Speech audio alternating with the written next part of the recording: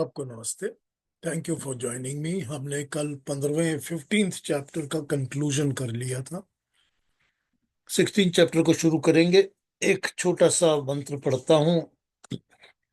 कल किसने पूछा था मेरे को पता नहीं, सीता जी ने पता नहीं पूछा कि नहीं पूछा, मगर रेणु जी ने पूछा था सच्चित आनंद के बारे में। आज उस पर बात करूंगा पहले।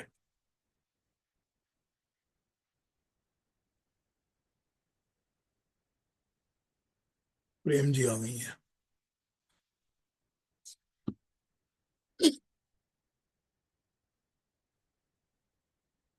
ये एक छोटा सा मंत्र है। कठोपनिषद में कहते हैं गुहायाम प्रविष्टौ परमे परार्धे छाया तपो ब्रह्म विदो वदंती। और ऋग्वेद में इसको कहा है नघा वर्षनि वावते दानम वाजस्य गोमतः यत्सी मुप अश्रद अश्रव दिग्नि रह। अथर ऋग्वेद का 6:45-23। चाहे जो भी अन्न प्राप्ति की प्रार्थना हो, चाहे पशुओं की, ईश्वर को इतना देता है कि उसकी कोई हद नहीं है।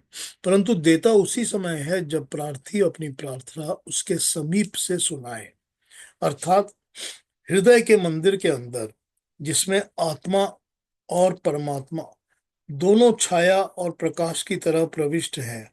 तात्पर्य यह है कि हमारे प्रार्थना हृदय की प्रार्थना होनी चाहिए। हृदय की प्रार्थना और जो प्रार्थना हम केवल मुख से करते हैं, उन दोनों में बहुत अंतर है। केवल मुख से अनेक अनर्गल प्रार्थनाएं की जाती हैं। उदाहरण के लिए कोई भी चीज हम मांग लेते हैं प्रभु से, तो ये तो होता नहीं है, क्योंकि हम कहते हैं कि सामने वाले का अच्छा ना हो, सामने वाला कहता है हमारा अच्छा ना हो, तो ये तो हो नहीं सकता। तो होता यही है कि जो प्रार्थना हम अपने मन से करते हैं, सिर्फ वही पूरी होनी होती है। उसका कारण ये है कि जो प्रभु है, परमात्मा है, वो हमारे हृदय के अंदर उसी तरह प्रविष्ट है जैसे हमारी आत्मा रहती है। ये बात कल सीता जी ने की थी। सीता जी तो है नहीं आज, लेकिन कल ही उन्होंने बात की थी कि बड़ा डिफिकल्ट कॉन्सेप्ट है ये समझना। लेकिन इसमें समझने की बात पे डिफिकल्टी क्या है, हम अगर इस चीज को अपने आप अपने अंदर ही क्लैरिफाई कर लें तो फिर हमको कोई डिफिकल्टी समझ में नहीं आएगी। हमको ये तो पता है कि मेरे अंदर एक मेरी आत्मा रहती है, ये तो पता है, क्योंकि मुझे पता है कि मेरे अंदर एक सोल है। अगर वो आत्मा निकल जाएगी तो मैं डेड बॉडी बन जाऊं। ये तो पता है हमको, सबको, सबको पता है। दिखता है संसार में, पता चलता है संसार में। तो फिर ये तो हमको कॉन्सेप्ट में कोई प्रॉब्लम होती नहीं है। ये भी पता है कि मैं जब छोटा सा बेबी था, पैदा हुआ था, तो वो आत्मा मेरे शरीर में थी। तो मेरे साइज के साथ तो मेरी आत्मा का कोई फर्क पड़ता नहीं है, आत्मा तो रहती है अंदर। तो जैसे आत्मा मेरे अंदर रहती है, उसी तरह से परमात्मा भी मेरे अंदर रहता है। ये कॉन्सेप्ट समझना इतना मुश्किल क्यों है? क्योंकि जैसे आत्मा अंदर रहती है, वैसे ही परमात्मा भी रहता है। अब इसमें बात यह है कि हम जब प्रार्थना दिल से करते हैं ना, मन से, ये मंत्र जो मैंने पढ़ा वो यही कहता है कि मन प्रार्थना जो है वो मन से होनी चाहिए। सिर्फ मुंह से बोली हुई प्रार्थना का कोई फर्क नहीं पड़ता, कोई असर नहीं। तो जब हृदय से प्रार्थना करेंगे, क्योंकि परमात्मा तो हृदय में रहता है ना, तो जब परमात्मा वहीं रहता है और वहीं प्रार्थना होगी हमारी, तो परमात्मा सुनता है। उसको पता है कि क्या बोल रहे हैं। हमको तो मुंह से बोलने की जरूरत नहीं पड़ती। हम तो मन से ही करते हैं और मन से ही वो बात पूरी होती है, हमारी बात सुन लेता है प्रभु। और उसके देने का तो कोई अंत ही नहीं है। सारी जिंदगी हमको इतना कुछ देता है, इतना कुछ देता है जिसका कोई अंत ही नहीं।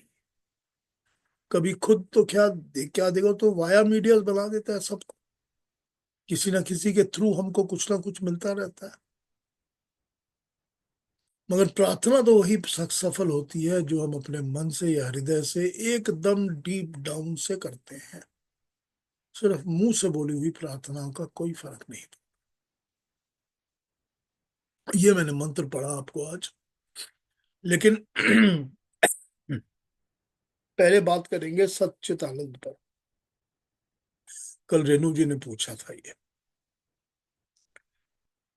सच्चिदानंद के पहले मतलब समझ लेते हैं कि इनका मतलब क्या है। सत का मतलब होता है सत्ता।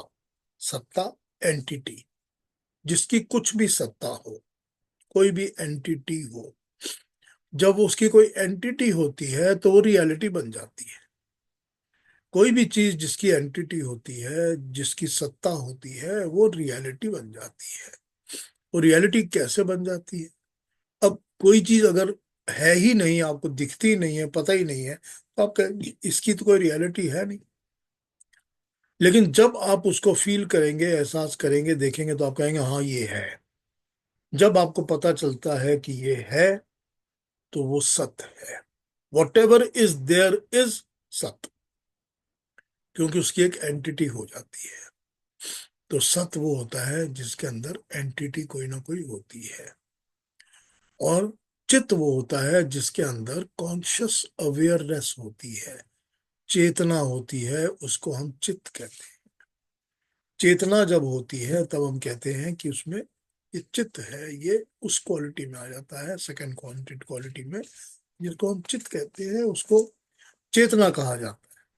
तो चेतना जिसमें होती है वो चित्त है। और तीसरा है आनंद। आनंद का मतलब होता है वो आनंद जिसमें किसी प्रकार का, कोई भी किसी तरह का दुख नहीं होता। कोई भी दुख जब नहीं होता तब हम कहते हैं कि ये आनंद की स्थिति है। अब दुख तो जब जन्म लेंगे तो दुख रहेगा ही रहेगा, कोई ना कोई दुख तो रहेगा ही रहेगा।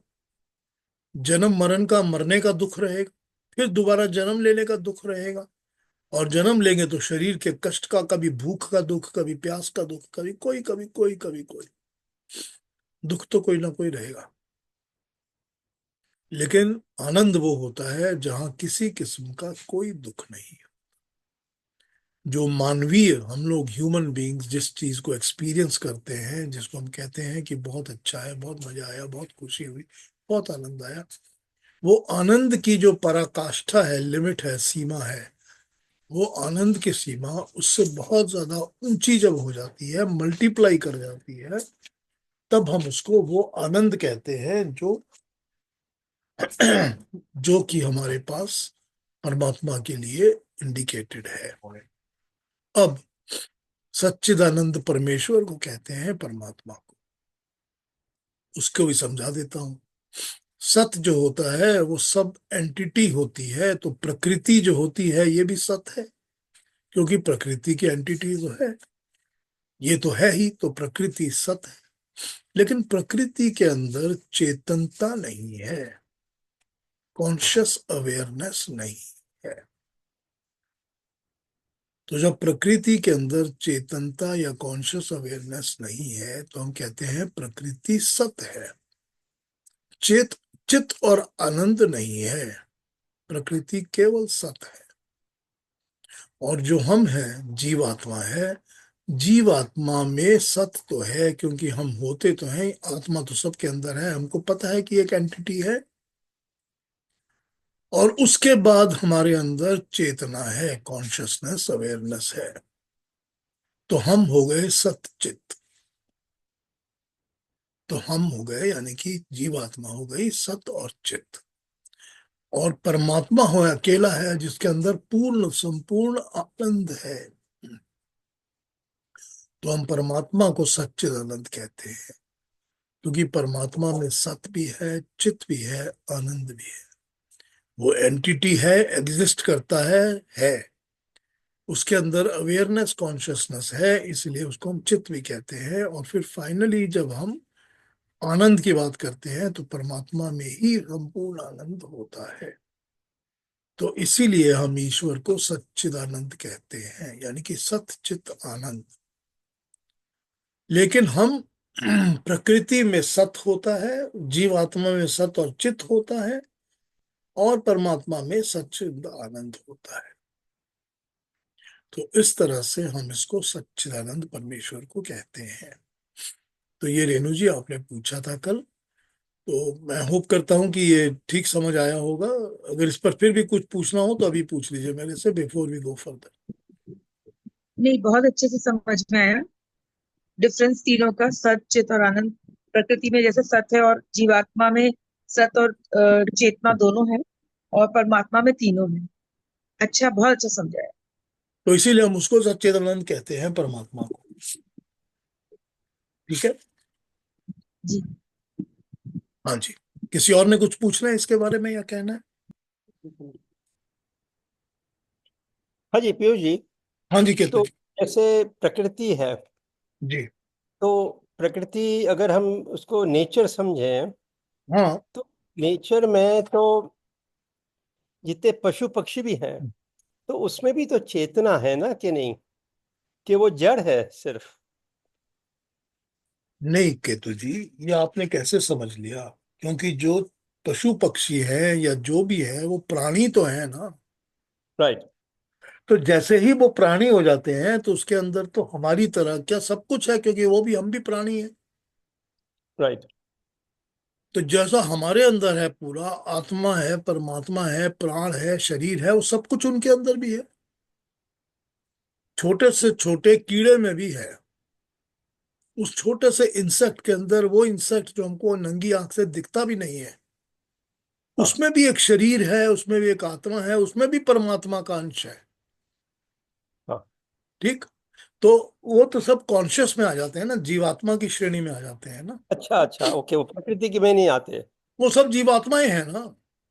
हाँ अच्छा, नहीं मैं समझा कि वो प्रकृति में आते हैं, क्योंकि नेचर है तो नेचर में ये सब पेड़ पेड़ पक्षी वगैरह सब आते हैं, इसलिए। नहीं, नेचर से वो शरीर लेते हैं जैसे हम भी शरीर नेचर से लेते हैं, लेकिन उसके अंदर भी तो एक आत्मा है ना। तो जीव आत्मा तो उनके अंदर है ना। हाँ। तो तो हर एक जीव आत्मा के अंदर सत्य और चित दोनों है। ठीक है, तो हम लोग जब मूल प्रकृति कहते हैं, हाँ। तो वो मूल प्रकृति फिर उसमें ये पशु पक्षी पेड़ पौधे ये सब नहीं आते? नहीं, उनके शरीर आ सकते हैं लेकिन जीवात्माएं नहीं आती ना। अच्छा। मतलब मेरा और आपका शरीर भी तो मूल प्रकृति से ही लिया हुआ है ना। ठीक है। लेकिन हमारी आत्मा तो अलग है ना उससे। तो हमारी जो आत्मा है, वो हमारी आत्मा अपनी एंटिटी है, वो सत और चित है। वो ठीक है। ठीक है। लेकिन जो प्रकृति से ली चीज है वो केवल सत है। तो हमारी बॉडी में भी, हमारे शरीर में भी सत तो है, एंटिटी तो है। अच्छा ठीक है, लेकिन समझ। जैसे ही जीवात्मा निकल जाएगी तो बॉडी जो है उसमें कॉन्शियसनेस नहीं बचेगी, राइट। तो उसमें चित्त भी नहीं रहेगा। ठीक। ठीक है। ठीक है। कोई भी जीवात्मा, देखिए केतु जी, देखिए, कोई छोटे से छोटा कीड़ा मकोड़ा पशु पंक्षी कोई भी क्यों ना हो, वो हमारी तरह ही प्राणी है। हमारी ही तरह वो जीवात्मा है। उसमें प्राण है। उसमें प्राण दिए हुए हैं परमात्मा ने। उसमें परमात्मा का अंश भी है। राइट। वो भोग योनि है, हम उसको भोग योनि कहते हैं। भोग योनि मतलब वो भोग योनि है जिसको अपने कर्मों को भोगना है बस।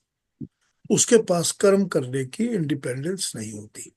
वो राइट। वही करते हैं जो उनको उनकी उनका शरीर उनसे करवाता है, बस। वो वही करते हैं। लेकिन वो योनि, भोग योनि होने पर भी वो प्राणी तो है हमारी और आपकी तरह। बिल्कुल।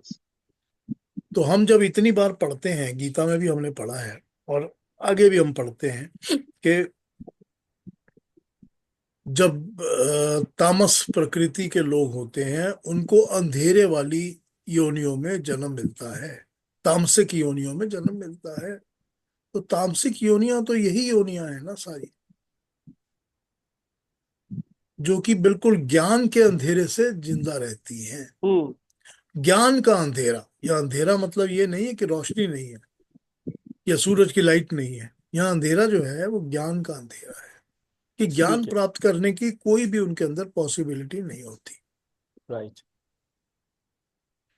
और उनको जितना ज्ञान चाहिए वो पर्याप्त ज्ञान परमात्मा उनको देता है, जो उनकी योनि के लिए उनको चाहिए।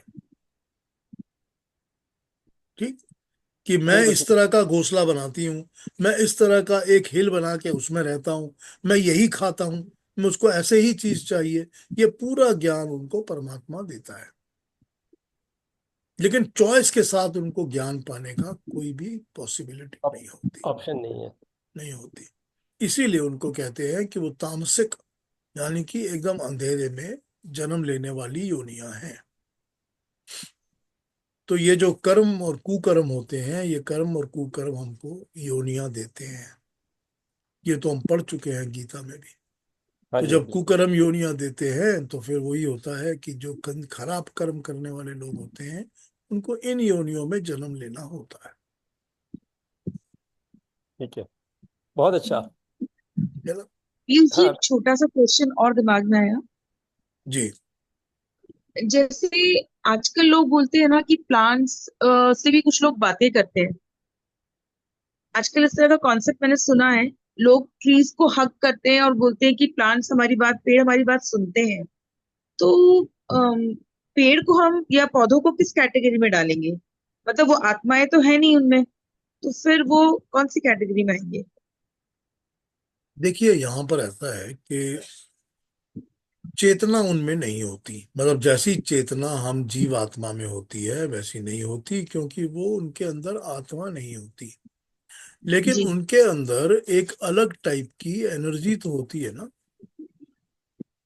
वो एक जो अलग टाइप की एनर्जी होती है जो परमात्मा ने उनको दी हुई है, उसमें पॉजिटिव नेगेटिव सब कुछ होता है।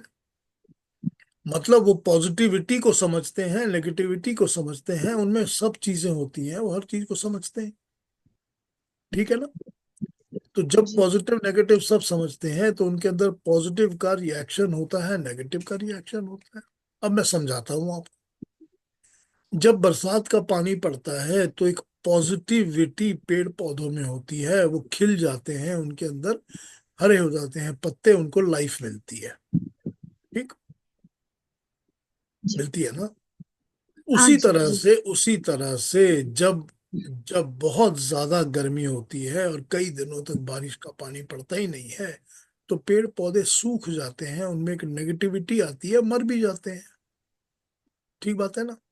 तो ये जो हाँ। पॉजिटिव नेगेटिव एनर्जीज का फीलिंग है ना, ये सब के अंदर होता है, पेड़ पौधों में भी होता है।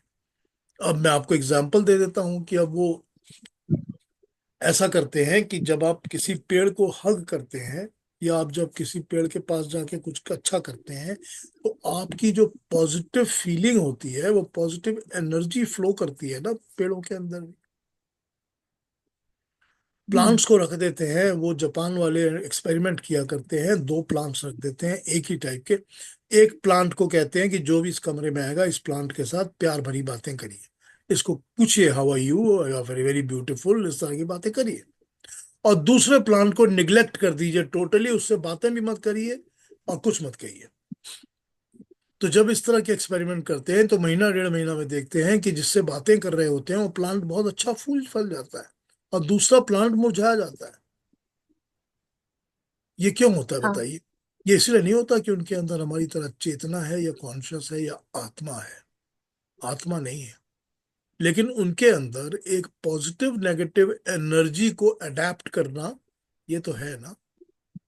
अब इससे ये समझ आ जाना चाहिए, हम इंसान जो होते हैं, मनुष्य जो होते हैं, हम जितनी भी अपने अंदर दिमाग के अंदर सोच, बातों के अंदर अपनी बातें, कर्मों की चीजें, इनसे जो एनर्जी स्प्रेड करते हैं ना, वो कहीं वेस्ट नहीं होती। वो कहीं ना कहीं तो जाती है ना, और उसका असर होता है। तो जब वो जाती है और उसका असर होता है, तो हमको ये पता है कि जो पेड़ पौधे हैं, पेड़ पौधे भी तो हमारे लिए उसी तरह इस एनर्जी को अडेप्ट करके उसका असर करते हैं। आप रोज किसी बागबानी करिए, काफी सारे प्लांट्स हैं आपके पास, आप रोज उनमें जाइए, रोज उनमें पानी डालिए, रोज देखिए मट्टी ठीक है कि नहीं ठीक है। वो फलते फूलते हैं, उनको पता है हमारा केयर किया जा रहा है। ये जो पॉजिटिव एनर्जी है, ये पॉजिटिव एनर्जी सब फील करते हैं। बर्ड्स भी फील करते हैं, एनिमल भी फील करते हैं। जी। मैंने आपको एक बार बताया था कि मेरे ऊपर कोई कुत्ते नहीं भौंकते। कभी कोई कुत्ते मेरे ऊपर ना अटैक करते हैं ना भौंकते हैं। I don't know why, but होता है। मैंने कभी जिंदगी में कुत्ते नहीं रखे। अभी मैं गया था इंदिरा बहन के घर में, तो उनके वहाँ घर में तो मोती है। He was never never aggressive to me. ये आपकी एक एनर्जी होती है, जो कि एनर्जी हर लिविंग बीइंग और हर बीइंग जो होती है वो उसको अडॉप्ट करती है, उसको समझती है, उसको उसका समझ आता है कि एनर्जी क्या है। तो उसी तरह से जो आपके मन के अंदर जो चल रहा होता है ना, उसकी एक एनर्जी निकलती है बाहर। तो मन की जो बातें होती हैं, मेरे मन में जो भी भाव है, उसकी जो एनर्जी होती है, वो सामने पेड़ों को, पौधों को समझ में आती है। वो फील करते हैं उस चीज को। ठीक है ना? जी। जी। Thank you. क्लैरिफाई हो गया? हाँ जी, हाँ जी। Thank you. चलिए ठीक है। और किसी ने पूछना है जो कुछ? ये जहाँ म्यूजिक बजता है वहां पे पेड़ खिलते हैं। हाँ, म्यूजिक का भी वही है, पॉजिटिव एनर्जी है ना। म्यूजिक भी तो वही है ना, इट्स अ पॉजिटिव एनर्जी। और ना एक पौधा है हमारे यहाँ, वो माली ने बोला कि उसको दो दो दो पौधे को पास में रखो तो ज्यादा हाँ बिल्कुल। खिलते हैं। हाँ बिल्कुल, ऐसा होता है, क्रॉस करना पड़ता है। हमने एक चेरी का ट्री लगाया था अपने फ्रंट यार्ड में। जब एक चेरी का ट्री लगाया तो मेरी वाइफ ने मुझे कहा कि हमको दूसरा ला के क्रॉस सेक्शन लगाना ही पड़ेगा। तो मैंने कहा क्यों ऐसा करती हो? कहती दो नहीं होंगे तो वो आपस में कम्युनिकेट नहीं करेंगे। जब कम्युनिकेट करेंगे तो ग्रो करेंगे आपस में, नहीं तो नहीं हाँ, करेंगे ग्रो। तो वो कम्युनिकेशन और ग्रोथ जो होती है ना, वो बहुत जरूरी होती है पेड़ों पौधों के लिए भी। तो ये बहुत जरूरी चीज है, ये हर हर चीज में ऐसा ही होता है। हाँ जी, और कोई कुछ कहेंगे? जी नमस्ते पीयूष जी. हाँ जी Just सीता want जी। I just want to add to this quickly कि you are right. I have felt it myself in my garden. So जब when you're playing music, it makes a lot of difference to the way they grow up. They are more healthy when they grow up. And I had a neighbor who used to talk to the creeper. Yes. उनके window के पास एक creeper होता था, दो creepers लगाए. तो उनके पास जो होता था, विंडो के पास जो था, उसके साथ बात करती थी. She used to talk to them as if they were her children. या And the creeper next to her window fully grew, covering the entire window. The other one was like, it was growing, but very, very slowly. So I mean, it's eyewitness actually. I couldn't believe this is possible. So yes, it is true. And as for music, खेतों में normally they play that kind of music. आज भी जाती हूँ तो some of those farmers who are known to me, my neighbors there in the village, they play some kind of rustic music, and they still believe that yes, it grows better, and then the harvest is better when you play the music, which yes. came as a surprise to me. Yes, they still believe that. Yes. Yes. Yes, that is very true. That is very true. So didn't I mean it was like I'm not the only one who thinks that way. I thought I was like maybe I'm imagining. No, when people know do know. validate it, it means that it could be true, right? Yes, it is absolutely true. It has to be true. Thank you, thank you. Because ये एक जो energy होती है ना, human energy, ये सब सब Positive grasp कर, energy. Yes. ये सब नेगेटिव भी पॉजिटिव भी सब ग्रास्प करते हैं। Everybody Mm, grasp. mm, You see, I will tell you one more thing. Go to a big pond where there are a lot of fishes, natural pond, natural mm, fishes. I am not a fish eater.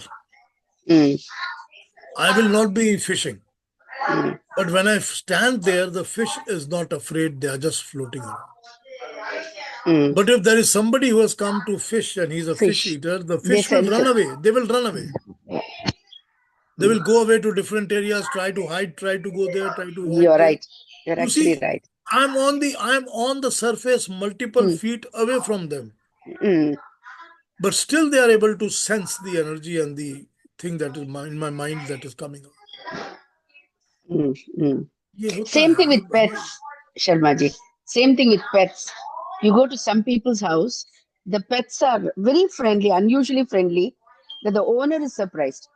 ऐसा कैसे Yes, हो सकता है? He normally barks at everyone, yes, and yes, he is like yes. so friendly with you, kind. Yeah. Yes, I've had that experience myself, not one, multiple times. I Mm, visited a customer of mine. He has a dog outside, and he tells me to wait till I catch my dog because this dog will mm, attack everybody. mm, So I'm a little slow. I have to listen to the man. But when I'm walking through that owner is surprised that the dog has started wagging his tail. mm, mm. He's friendly to me. I understand. I fully understand owner that. कहता I have never seen it happen like this. Why is this guy Mm, friendly to you? But होता है ना, होता है जी. True. होता है। There is no logical explanation, but it happens. नहीं, logic तो है ना। लॉजिक Yeah, तो यही kind of. है कि Humanly logical. सबके अंदर Mm. वही आत्मा है। जी जी लॉजिक तो वही है कि आत्मा सबके अंदर है, सबके अंदर परमात्मा का अंश भी है। जी अब जी. आप सबसे पहले number one is you respect. Right. See the first thing Value. Is respect and then Correct. Love. Love comes after respect. So value them. Yeah, value them. You see, when you So, respect that, I have respect for every yes. living being Mm. and I have love for everybody. I don't hate anybody. Right, right, right. I'm not going to pick this thing up and cut it and eat it. It's not there in me. So they don't feel threatened. Nobody feels threatened. Same thing with the trees and plants. A tree is ready to give you the fruits. The apples are ready. When you go and you pick the apple up, it's very happy. It drops the apple in your hand very comfortably. But when you start cutting and pulling and threading it out, then the tree is not happy. It resists. It resists. How true. So this is natural. You see, it is natural that whatever feelings of energy we have, positive, negative, everything is felt in the nature by everybody. Now you can understand this very well. As human beings also, we can understand the feelings of somebody else. One man will gaze at you, Sita ji, and it will take you 1 second to understand what his intention is. Correct? Yes, yes. This is inbuilt in every woman more than it is in a man. But that is natural. Na? We sense it. We sense the negative, positive from other people. And this is the same thing in the nature. Why will it get wasted? You see, it does not happen like this. Ki my energies that are positive in my house and in my room are going to work very well. But outside they will get wasted. No, it cannot happen like that. I may see it or I may not see it is a different question. But it never gets wasted. Never. जी. इसीलिए तो हम कहते हैं ना कि दिमाग को positive रखो हमेशा। अच्छी बातें सोचो, अच्छी बातें करो, अच्छा थॉट रखो। समभाव, what is समभाव? Sambhav that we have been reading in Gita is the same thing. You have respect and love for everything and everybody. Sambhav. That is Sambhav that Krishna is telling us. That you have to respect everybody, you have to love everybody. So that is how it is. जी इंदिरा जी। हम लोग पोखर में नहाते थे जब बच्चे थे, तो सांप बाजू में से चले जाते थे, कुछ नहीं करते थे हम लोग को। हाँ, ऐसा और होता है। पापा हमेशा बोलते उनको रहने दो, अपने आप जाने दो, उन लोग की जगह है। तो तुम लोग ले रहे हो उसकी जगह, तो उसको जाने दो, उसको उससे डरो मत। तो कई बार सांप बाजू बाजू में तैरते थे। हाँ बिल्कुल ऐसा होता है बिल्कुल। मैंने भी देखा है, मेरे पास भी थे, मैंने भी इसको एक्सपीरियंस किया हुआ है फर्स्ट हैंड। पर एकदम फर्स्ट हैंड। अब ज्यादा डर लगता है, क्यों? अब ठीक है, हम लोग बड़े हो गए हैं, जिंदगी हमारी बदल गई है, हम लोग के अंदर बहुत ज्यादा सांसारिक चीजें आ गई हैं, इसलिए हमको हाँ डर इसीलिए लगता है। हाँ। इंदिरा बहन की बात बिल्कुल सही है। हम लोग बस वही पोखर में नहाते थे, कई सालों तक हम लोगों ने उस पोखर में नहाया है, कितने दिन नहाए हैं। और सांप भी हैं, मछलियां भी हैं, केकड़े भी हैं, पर उस समय मालूम ही नहीं पड़ता था। We were like swimming with the snakes, अब नहीं लगता ना कि सोच सकते हैं इस बात को। नहीं। अब यही प्रॉब्लम होती है ना कि हमारे अंदर जो इनोसेंस होती है ना, वो इनोसेंस होती है जो हमारे अंदर हार्मलेसनेस को जन्म देती है, कि वी आर नॉट हाँ, हार्मफुल टू एनीबडी, हम किसी को कुछ हार्म नहीं करेंगे। Right right. ठीक है। और इस चीज को सब समझते हैं, प्रकृति बिल्कुल समझती है इस बात को कि आपकी इंटेंशन क्या है, बिल्कुल समझती है इस बात को। राइट, बहुत अच्छा, वेरी नाइस। ये पेड़ पौधे जानवर सब समझते हैं आपकी इंटेंशन को। ये अपने अंदर होता है हमारे, इसी चीज को हम लोग, इसीलिए तो पर भगवान कृष्ण समभाव कह रहे हैं ना, कि जब तक तुम समभाव नहीं रहोगे तुम्हारे अंदर नेगेटिव इमोशंस जाएंगे नहीं। हम तो हर चीज के अंदर किसी भी डिसीजन लेने के पहले हमारे अंदर प्रेजुडिस आ जाती है। मैं आपको मिलने वाला हूं तो मैं आपके बारे में पहले पता कर लूंगा, ये कैसा है, कौन है, कितने पैसे कमाता है, कितने दौलत है, कौन सी गाड़ी चलाता है, कौन सी, ये सारी प्रेजुडिसेस मेरे अंदर पहले आ जाएंगी, उसके बाद मैं आपको मिलूंगा। तो मेरे अंदर समभाव होने का सवाल ही नहीं पैदा होता। I will be prejudiced. तो जब तक हम उस प्रेजुडिसेस को निकालेंगे, और हर सिचुएशन में, हर चीज में, हर बात में या प्रेजुडिस होती है या ईगो होती है। नहीं नहीं, जैसा मैंने सोचा वही होना चाहिए, मैंने जो कह दिया वही हो, ऐसा ही होना चाहिए। मैंने कह दिया हम घर से 12 बजे निकलेंगे, तुम 11 रेडी हो गए हो, तो क्या हो गया, हम 12 ही निकलेंगे। ये सब चीजें जो होती है ना, बहुत माइन्यूट होती हैं, they are very minor things. लेकिन जो ईगो होती है, जो प्रेजुडिसेस होती हैं, वो कभी समभाव होने ही नहीं देती। चाहे वो मनुष्य के साथ हो, और चाहे वो प्रकृति के किसी भी प्राणी के साथ, या प्रकृति के साथ, किसी के साथ आप समभाव नहीं हो सकते जब तक वो आपके अंदर है, प्रेजुडिस भी और ईगो भी। यही तो प्रॉब्लम होती है ना, यहां से ही तो जन्म लेती है सारी प्रॉब्लम्स। ठीक है ना।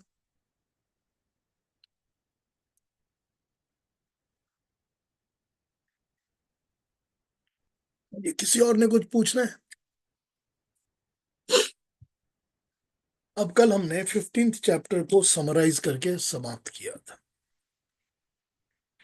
कल मैंने आपको अलग अलग विचारों को पढ़ के सुनाया था, और मुझे ये बहुत स्ट्रांग फीलिंग थी कि जो मैंने कल पढ़ के सुनाया था वो आम तौर पे समझ में नहीं आया होगा। मैं जानता हूं कि कंफ्यूजिंग है, ये भी जानता हूं कि उसमें अलग अलग थॉट बहुत सारे हैं, तो ये मुझे पता है। अब इसमें समझना ये है, देखिए देखिए, हम सब समझते हैं कि एक प्रकृति नाम की वस्तु है। वो प्रकृति वो है, सॉरी, वो प्रकृति वो है जिसके साथ हम जीवित जिंदा रहते हैं, जो हमारे आसपास है, जिसकी हेल्प लेके हम सब काम करते हैं। हमको घर का फर्नीचर बनाना है, हमको रोटी खानी है, हमको फ्रूट्स खाने हैं, हम तो सब प्रकृति से बोरो करते हैं। हमको शरीर भी प्रकृति से मिला हुआ है। तो वो एंटिटी प्रकृति है, ये तो सबको मालूम है। सबको पता है कि वो प्रकृति नाम की एक एंटिटी है जिसके साथ हमको को सरवाइव करना ही है। अब कहीं ना कहीं जाके हमारे दिमाग में, हमारे थॉट्स में, कॉन्सेप्ट में ये भी आ जाता है कि वो प्रकृति ही है जिससे मैंने अपना शरीर बोरो किया है। क्योंकि मैं जब शरीर छोड़ूंगा तो प्रकृति में मिल जाएगा, मट्टी हो जाएगा, फिर से ऐश हो जाएगा, हवा में चला जाएगा, पानी में चला जाएगा। तो ये प्रकृति ही तो है जिससे मैंने शरीर बोरो किया है। तो प्रकृति की एक एंटिटी है, ये तो हमको समझ में आ जाता है। लेकिन अब अगर हम ये समझें कि जो प्रकृति है और प्रकृति की जो एंटिटी है वो इल्यूजन है, छलावा है। क्यों छलावा है? क्योंकि जैसे ही मेरी मृत्यु होगी, आंखों के सामने से सब चला जाए, सब खत्म हो जाएगा, कुछ रहेगा ही नहीं। तो ये प्रकृति है कि नहीं है, मुझे तो समझ में आएगा नहीं। तो मेरे लिए प्रकृति तभी है जब मैं जिंदा होता हूँ और इतने दिन जिंदा रहता हूँ। तो इस कॉन्सेप्ट को अगर आप इलेबोरेट करेंगे तो आप कहेंगे कि प्रकृति तो एक छलावा है, रियलिटी तो है नहीं। लेकिन मैं फिर जन्म लूंगा और फिर जन्म लेके आ जाऊंगा तो फिर प्रकृति रियलिटी बन जाएगी। और फिर वो छलावा होगी और फिर वो खत्म हो जाएगी। तो या तो आप इसको कॉन्सेप्ट को इस तरह अपने अंदर समा लीजिए कि प्रकृति छलावा है, रियलिटी नहीं। तो इस तरह के थॉट, इस तरह की बिलीफ बहुत सारे लोगों में होती है। तो वो अपना एक प्रिंसिपल, अपना एक थॉट प्रोसेस शुरू करते हैं जिसको अलग अलग वाद कहा जाता है। कि मेरा ये वाद, सोचने का ये वाद है, तुम्हारा ये वाद है। वाद इज अ थॉट प्रिंसिपल, कि मैं इस चीज को ऐसे मानता हूं। अब जैसे मैंने ये मान लिया है कि प्रकृति है या प्रकृति छलावा है, दो ऑप्शंस मेरे पास हो गए। एक तीसरा ऑप्शन है। तीसरा ऑप्शन ये है कि भगवान कृष्ण कहते हैं कि सारी प्रकृति में तुम मुझको ही देख, मैं ही हूं जो सारी प्रकृति के अंदर छाया हुआ हूं, बैठा हूं। नदियों में मैं हूं, सागर में मैं हूं, सब जगह मैं हूं, पर्वत में मैं हूं, सब जगह मैं हूं। तो तीसरा थॉट प्रोसेस ये हो सकता है कि ये प्रकृति तो परमात्मा का ही एक रूप है, तो ये भी परमात्मा है। हो सकता है ना थॉट प्रोसेस। तो ये तीन थॉट प्रोसेसेस यहां पर आ जाते हैं, जिसमें से आप जो भी मानना चाहें माने, नहीं मानना चाहे मत माने। अब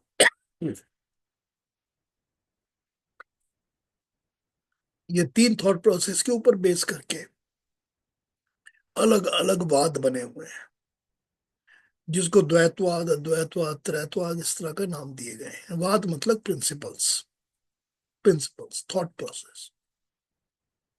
उसी तरह से प्रकृति के बाद हो जाती है हमारी आत्मा।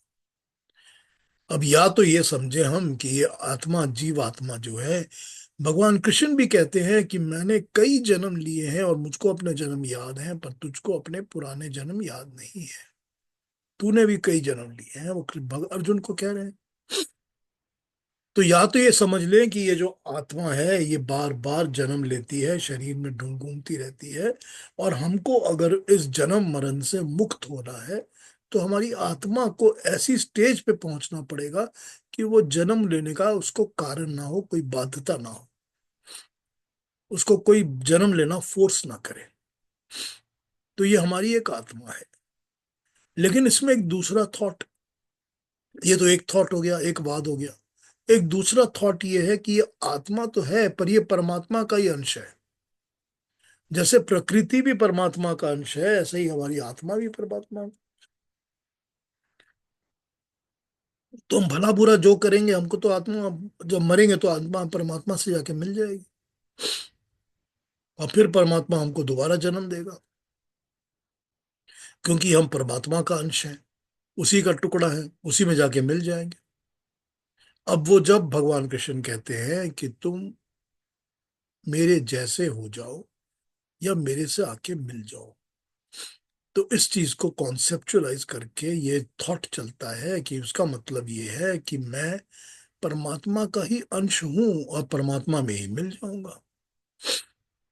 अब प्रॉब्लम ये है कि जब ये सेकंड थॉट के ऊपर हम चलते हैं तो हमारे अंदर इम्प्रोवाइजेशन करने की या मुक्ति की तरफ जाने की पॉसिबिलिटीज या ड्राइव कम हो जाती है अपने अंदर से, क्योंकि हमने तो परमात्मा का अंश हूं, मैं परमात्मा से मिल जाऊंगा जाके।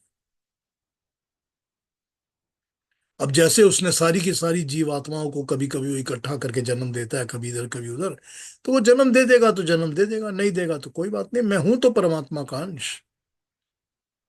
हो गया ना एक थॉट और। तो ये दो अलग अलग थॉट्स, वाद चलते रहते हैं। तीसरा वाद, तीसरा थॉट इसके अंदर ये है, तीसरा थॉट ये है कि मैं हूं तो नहीं परमात्मा का अंश, लेकिन मैं एक लोअर नेचर और अपर नेचर वाला हूं। मतलब या तो मैं प्रकृति के साथ जुल मिल के उसके अंदर इन्वॉल्व रहता हूं, या उससे छूट कर ऊपर को उठ जाता हूं। जब ऊपर को उठ जाता हूं तो मैं परमात्मा का को मैं उसके साथ जाके एक हो जाऊंगा। तो यहां भी एक थर्ड थर्ड थॉट आ गया कि मैं परमात्मा से एक हो जाऊंगा, क्योंकि मैं लोअर नेचर और अपर नेचर वाला हूं। लोअर प्रकृति है जो कि सारा उल्टे सीधे काम करवाती है हमसे। जब हम उससे छूट जाते हैं और ऊपर की तरफ चलते हैं तो परमात्मा ऊपर है, तो हमको वो मिलता है। इस तरह से जो कॉन्सेप्ट्स है ना, वो अलग अलग थॉट्स बन जाते हैं। और फिर हम जब गीता पढ़ते हैं, और गीता पढ़ते समय हमारे दिमाग में प्री कंसीव्ड नोशन होते हैं, प्रेजुडिसेस होते हैं, हमने पहले ही सोच लिया है कि हमने इसको इस तरह समझना है, तो हम गीता को बिल्कुल अलग अलग तरीके से समझने का काम करेंगे। ये प्रॉब्लम है जब मैं आपको अलग अलग व्यू पॉइंट्स सुनाता हूँ, बताता हूँ कि उसने ये लिखा, इसने वो लिखा, इसने ये लिखा, क्योंकि वो उनकी थॉट प्रोसेस, उनकी थिंकिंग बिल्कुल उनके प्रेजुडिसेस के जैसी है, उनके नोशंस के जैसी है, जो उन्होंने पहले से ही सोचा हुआ है। अगर सोचा हुआ है, मेरे पास एक गुरु है, और गुरु, अब जो कई गीता ऐसी होती है मेरे पास, है 2-3 गीता ऐसी है मेरे पास, जिसके अंदर ट्रांसलेशन करते समय यही कहा जाता है कि तुम्हारे पास जो गुरु है, प्रभा जी आपका बेटा मुझे फोन कर रहा है, उसको पता है मैं क्लास ले रहा हूं आपसे, चलिए फिर बात कर लेंगे। अब ये जो गुरु होते हैं, ये तो अक्सर ये कहा जाता है कि जब तक तुम मेरे साथ गुरु की भक्ति नहीं करोगे और मेरी कृपा नहीं होगी, तब तक तुम आगे नहीं बढ़ सकते, परमात्मा को नहीं पा सकते। ये हम पढ़ते हैं, सुनते हैं।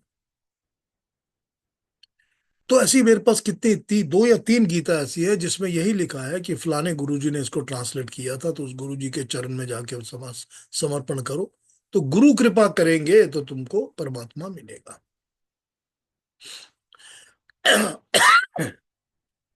अब यहां पर एक वाया मीडिया बन गया। जब वाया मीडिया बन गया, तो गीता की जितनी भी ट्रांसलेशन जो आप पढ़ेंगे, उस थॉट के साथ वो गुरुडम की ट्रांसलेशन होगी, वो ऐसी ट्रांसलेशन होगी जो आपको हर मंत्र का, हर श्लोक का मतलब यही बताएगी कि गुरु के चरणों में जाओ तो गुरु तुमको पार लगाएगा। तो जब आप ट्रांसलेशंस को पढ़ेंगे, गीता को पढ़ेंगे, तो ये अलग अलग टाइप के थॉट्स, अलग अलग ट्रांसलेशंस आपके पल्ले पड़ेंगी।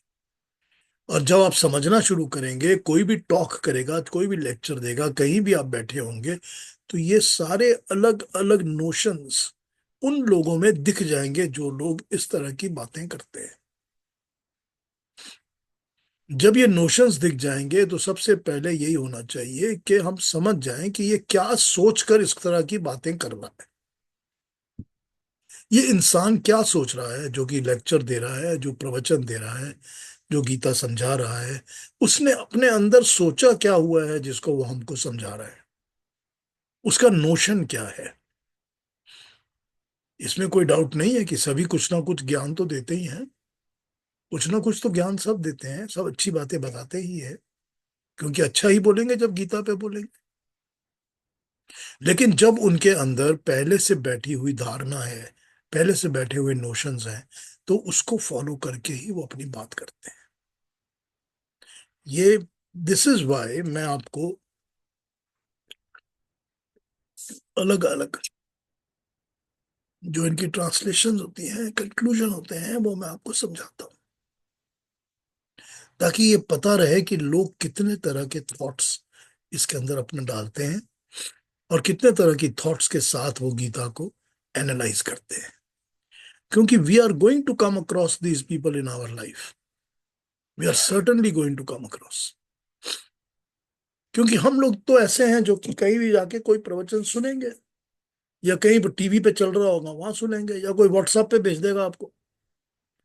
ये तो हमारे साथ जिंदगी में होता रहता है, या हम पढ़ेंगे कभी जिंदगी में, हो सकता है तो पढ़े, लेकिन ये तो होता रहता है ना। तो जब हम पढ़ेंगे या सुनेंगे, तो हमको पता होना चाहिए कि इसके अंदर से हमने कौन सा निचोड़ लेना है और कौन सा हमको समझ में नहीं आना चाहिए। ये हमारे अंदर एक फर्म, अपने अंदर बिलीफ होना चाहिए। मैंने आप लोगों को पहले भी 1-2 बार इस बात को कहा है, और आज फिर कहता हूं। मैं जब भी कोई लिटरेचर पढ़ता हूं, लिटरेचर मतलब जब कोई भी स्पिरिचुअल, धार्मिक लिटरेचर पढ़ता हूं, तो मैं सबसे पहले, और मैं दूसरी चीजें तो आजकल पढ़ता ही नहीं हूँ, हाँ कभी कभी मूवीज की कोई किताबें पढ़ लेता हूँ, लेकिन दूसरा तो और कुछ मैं पढ़ता ही नहीं हूँ। तो अगर मैं पढ़ता हूं तो सबसे पहले मेरे दिमाग में जो फिल्टर होता है वो होता है वैदिक कॉन्सेप्ट्स के साथ। मेरे लिए फाइनल वर्ड वेद है। जो वेदों ने कहा वो फाइनल वर्ड है मेरे लिए। अगर वेदों ने कहा है कि ये तीन अलग अलग सत्ताएं हैं, परमात्मा, जीवात्मा और मूल प्रकृति, और ये तीनों आपस में इंटरफियर नहीं कर सकती। जब तक परमात्मा का तेज पड़ता है तो प्रकृति काम में आती है, बननी शुरू हो जाती है, क्रिएशन बनती है। और जो क्रिएशन बनती है जब नष्ट होती है तो फिर मूल परमाणु बन जाते हैं। लेकिन परमात्मा ये कंट्रोल नहीं करता कि ये कितने परमाणु हैं, कितने मिलियन हैं, कितने ट्रिलियन हैं, वो नहीं कंट्रोल करता। जब वो तेज डालता है तभी प्रकृति काम करती है, क्योंकि परमाणु एक्टिव हो जाते हैं, इंटरएक्टिव, या फिर सो जाते हैं तो नहीं होते इंटरएक्टिव। उसी तरह से जीवात्माएं, जितनी भी जीवात्माएं हैं, जीवात्माओं का ज्यादा कम करना परमात्मा इंटरफियर नहीं कर सकता। परमात्मा सिर्फ हमको कर्म फल देने के लिए हमारी जीवात्माओं को जन्म दे सकता है। कर्म फल की न्याय व्यवस्था उसकी है, कंट्रोल उसका है। आपकी गाड़ी चला रहे हैं सड़क के ऊपर, आपको लेफ्ट साइड गाड़ी चलानी है, राइट चलानी है, लेफ्ट टर्न अलाउड है, नहीं अलाउड है, राइट टर्न नहीं अलाउड है, आप ओवरटेक नहीं कर सकते। ये नियम बनाने वाला कोई है जो नियम इम्पोज करता है। वो ये नहीं कहता कि आप 2 गाड़ियां खरीदते हो कि 6 खरीदते हो, कि गाड़ी नहीं खरीदते स्कूटर खरीदते हो, ये तो नहीं कहता ना वो। उसका हक वहां नहीं है ना। तो परमात्मा का हक है कि परमात्मा न्याय व्यवस्था के लिए हमको जन्म देता है ताकि हम अपने कर्मों का फल भोग सके। और फिर वो कहा है ना, गीता में खुद कहा है कि तुम्हारे कर्म जब नेगेटिव पूरे खत्म, जीरो हो जाएंगे, कोई कामना नहीं बचेगी, कोई वासना नहीं बचेगी, तुम्हारे कर्मों का कोई फल नहीं होगा, तो तुमको जन्म लेने की जरूरत ही नहीं पड़ेगी। तो जब जब ऐसी आत्मा होती है जिसको जन्म की कोई जरूरत नहीं पड़ती, उसके साथ तो परमात्मा कोई उसको जन्म भी नहीं देता। वो तो एक मोक्ष की स्थिति में बैठी रहती है। उसको तो परमात्मा जन्म भी नहीं देता, क्योंकि परमात्मा इंटरफियर कर ही नहीं सकता, उसके पास कोई बैलेंस बचा ही नहीं है, कोई अकाउंट ही नहीं है। तो जब हमको ये समझ में आ जाती हैं बातें कि भाई एक परमात्मा है, एक जीवात्मा है और एक प्रकृति है, ये तीन अलग अलग एंटिटीज है। अब ये ठीक है, आजकल की बात बाकी जो थ्योरीज लिखते हैं वो इसको त्रैतवाद बोलते हैं। त्रैतवाद, त्रैत मतलब तीन, त्रैत का वाद, जो भी बोल रहे हैं। मैं तो जितनी चीजें पढ़ता हूं, मेरे लिए जो टेस्ट पॉइंट होता है वो सिर्फ वेद होते हैं। अगर वेदों में ये कहा है तो मैं उसको उस तरह से मानता हूँ। तो मैं इसकी दूसरी थ्योरीज को समझता हूँ, सब चीजों को, मैं हर वाद को समझता हूँ, और मैंने सबको पढ़ा हुआ है, और मुझे बहुत अच्छा भी लगता है, उसमें भी बहुत अच्छी चीजें मिलती है। लेकिन फाइनली मेरा वही होता है कॉन्सेप्ट में जो मैं वेदों में देखता हूँ, जो वैदिक थॉट, वैदिक प्रोसेस के साथ बिल्कुल फिट बैठता है, मैं बिल्कुल उसको ही ओके करता हूँ। नहीं तो मैं उसको फिर फ्लोट करके छोड़ देता हूँ कि ठीक है, सुन लिया, अच्छा है, मगर इसमें कुछ है नहीं। तो ये मेरा अपना कॉन्सेप्ट है, मैं आपके ऊपर ये फोर्स नहीं करता किसी के ऊपर। आप जैसा चाहें वो बिलीव करें, जैसा चाहें उसको फॉलो करें, जहां से चाहे आप वहां से ज्ञान पाएं। लेकिन मैं जिस तरह से फॉलो करके समझता हूँ और एनालाइज करता हूँ, वो मैं आपको बता देता हूँ, उसी तरह से मैं करता हूँ। जी। अब मैंने कल जो बातें करी थी उसके लिए थोड़ी सी क्लैरिफिकेशन के लिए मैंने आज ये बातें की आपसे, कि लोग अलग अलग अलग अलग किस तरह समझते हैं प्रकृति को, जीवात्मा को, और परमात्मा तो है ही एक। तो ऐसे भी तो लोग होते हैं जो परमात्मा को मानते ही नहीं है। तो जो नहीं मानते हैं वो नहीं मानते हैं। लेकिन नहीं मानना भी तो मानना है ना। कोई चीज ऐसी है जिसको मैं नहीं मान रहा, मतलब वो है तो सही ना, तभी तो नहीं मान रहा ना। है तो सही। तो ये कॉन्सेप्ट जो लोगों के हैं ये अलग अलग तरह के हैं, और ये अलग अलग कॉन्सेप्ट के साथ ही हमको इन्वॉल्व होना है, जीना है। तो इसीलिए मैं आपको जब ट्रांसलेशंस के अंदर अलग अलग चीजें पढ़ के सुनाता हूँ, तो मैं इसीलिए सुनाता हूँ कि आपको ये थॉट्स, ये सब की अलग अलग बिलीफ, अलग अलग नोशन आपको पता हो, तो you can handle it better. That is all. मैं किसी की बुराई नहीं करता, किसी को निगेट नहीं करता, बट ये कहता हूं कि मेरा बिलीफ जो है वो पूरा वेदों पर है। हाँ केतु जी, क्या कहेंगे बताइए।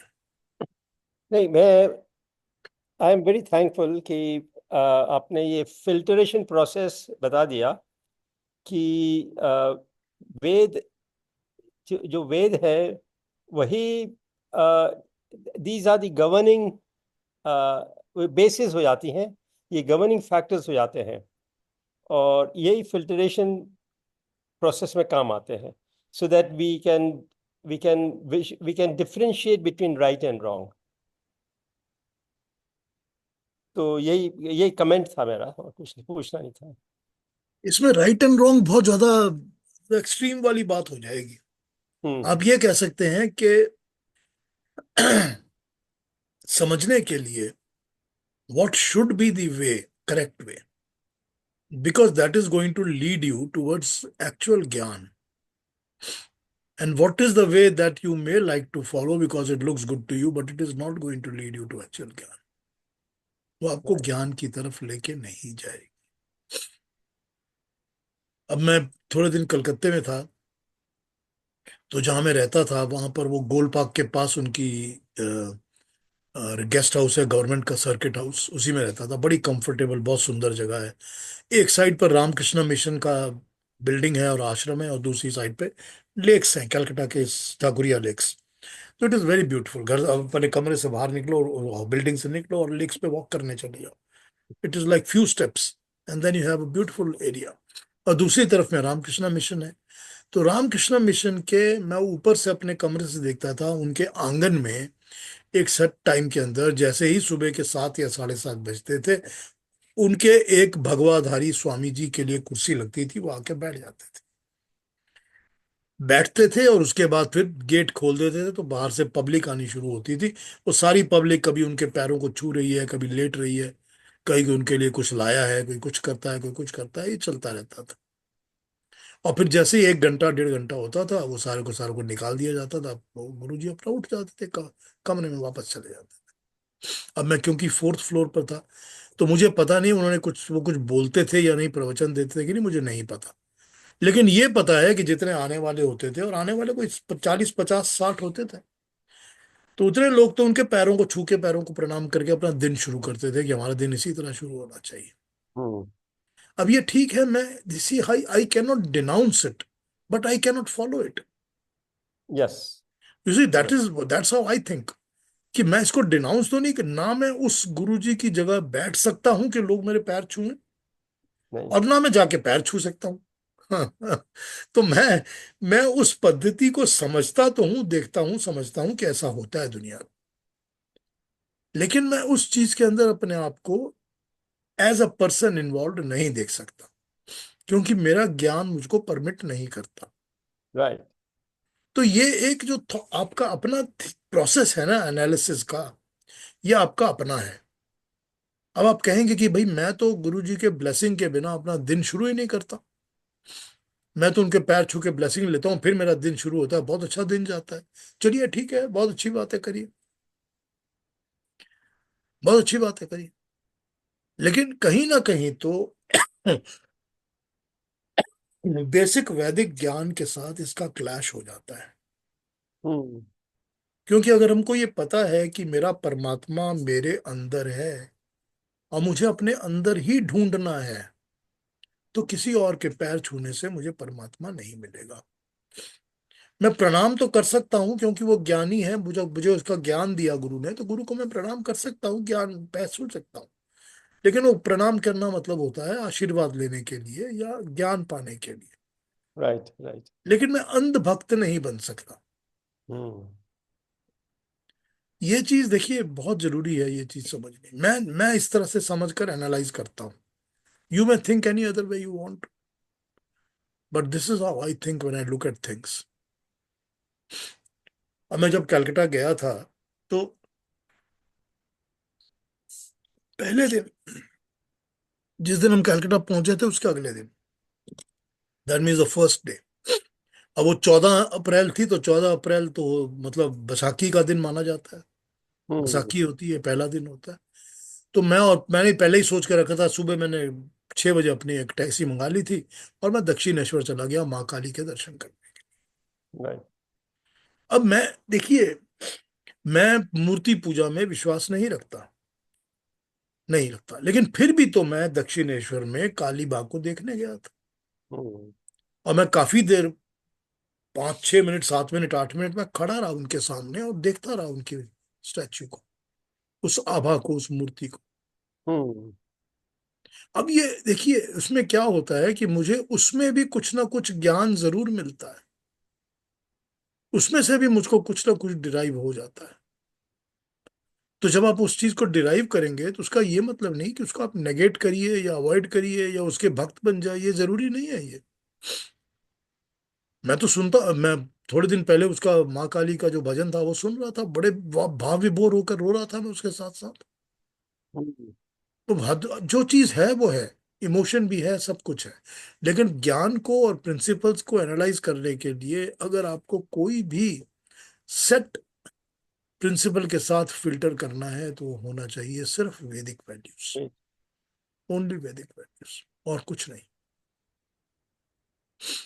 That is what I believe. हाँ जी, नहीं, कोई कुछ बिल्कुल। कहेंगे? आज आज बहुत ज्यादा बात दूसरी तरह की हो गई। क्या टाइम हो रहा है? अरे ऑलमोस्ट। कोई कुछ कहेंगे? Anybody has to say anything, comment, ask me anything, कुछ भी पूछ लीजिए मेरे से, कोई बात नहीं।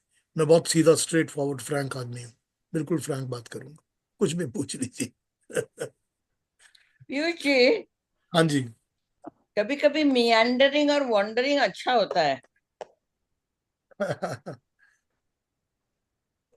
उससे भी बहुत कुछ सीखना मिलता है। सीखना तो हर चीज से मिलता है, हर चीज से मिलता है। सुबह निकल जाइए वॉक करने के लिए, नेचर में देखिए तो उधर बहुत कुछ सीखने को मिल जाता है, हर रोज मिल हम्म। जाता है, हर रोज अलग अलग चीजें मिल जाती हैं। सीखना तो, दुनिया ने हमको ज्ञान तो प्राप्त होता ही रहता है ना हमेशा। ज्ञान प्राप्त करने के लिए ही तो परमात्मा ने इंद्रियां दी हुई है ना, तभी तो हम उनको ज्ञान इंद्रियां कहते हैं ना। तो ज्ञान प्राप्त तो होता ही रहता है, हर चीज से होता है ज्ञान प्राप्त। जैसे आज आपने सब बात की, उससे बहुत अच्छा लगा। Thank you Indira ji, thank you. आज मैंने सोचा थोड़ा इनफॉर्मल समझाने की कोशिश करता तो आपके विचार समझ में आए। हूँ। हाँ, मेरे विचार तो बड़े स्ट्रेट फॉरवर्ड हैं। हाँ। मेरे तो बड़े स्ट्रेट फॉरवर्ड विचार हैं, और मुझे तो इसीलिए गीता समझाना बड़ा अच्छा लगता है, क्योंकि वो वही कहती है जो मेरे विचार हैं। मेरे विचारों के साथ क्लैश तो कहीं है ही नहीं, इसलिए मुझको बहुत अच्छा लगता हम्म। है। जिन चीजों के साथ मेरे विचार जल नहीं करते वो सब्जेक्ट्स मैं पढ़ाता सिखाता हूं ही नहीं, मैं उन पे बात नहीं करता, क्योंकि मैं कर नहीं सकता, I am not an authority. Hmm. तो वो मैं बातें नहीं किया करता। तो इसीलिए मैं वही करता हूँ जिस चीज में मेरे को प्रॉपर अपनी संस्कृति का, अपने कल्चर का प्रॉपर बैकिंग मिलती है और समझ में आती है कि ये ठीक है, नहीं तो मैं नहीं करता।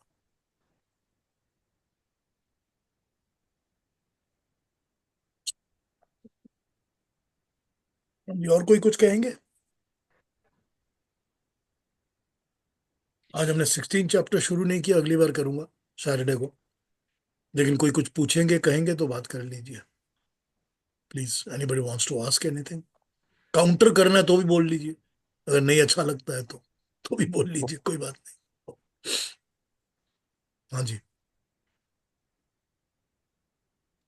रेणु जी, कोई क्वेश्चन आ रहा है माइंड में?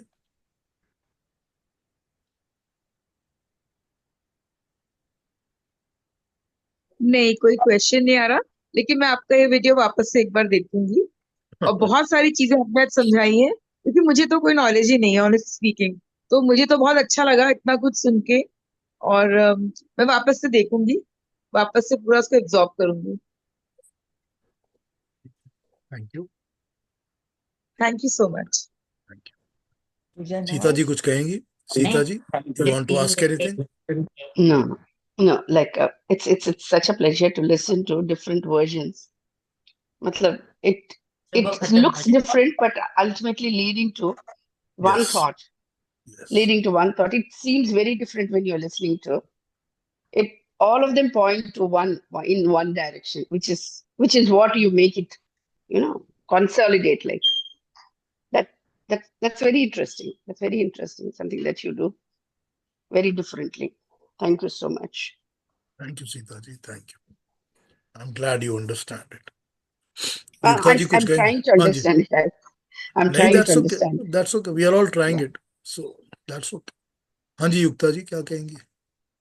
नहीं, बहुत अच्छा लगा आपने वो जो बताया ना, सतचित आनंद, बहुत ही अच्छा एक्सप्लेनेशन दिया आपने, अच्छा लगा। Thank you. ठीक है, फिर अगली बार मिले अगले सैटरडे को। Hopefully my throat will be better and I will be feeling better, but अगले सैटरडे मिलते हैं और will start the 16th chapter next Saturday. ठीक है, चलिए अपना अपना ख्याल रखिए, खुश रहिए, स्वस्थ रहिए, चलिए।